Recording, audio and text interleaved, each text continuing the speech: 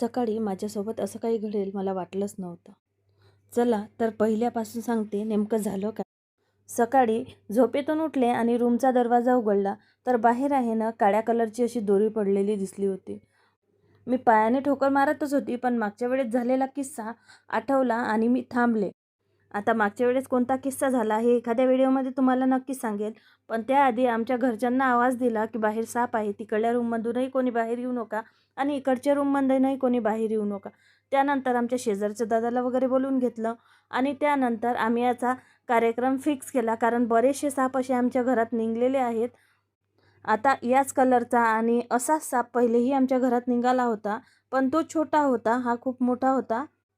त्यानंतर दर्शनचा, त्यांचा आणि आईबाबाचा डबा दिला करून आणि ते गेले होते आपापल्या ड्युटीवर. त्यानंतर दुपारी आमची कामगिरी फते करायची होती आम्हाला, ते म्हणजे ह्या 2 किलो शेंगांचे दाणे काढण्याची. आता यामध्ये माझी शाहू आणि मी, आमच्या दोघींचीच कामगिरी मेन होती, म्हणून मी आणि माझी शाहू इथं बसली होती दाणे काढण्यासाठी.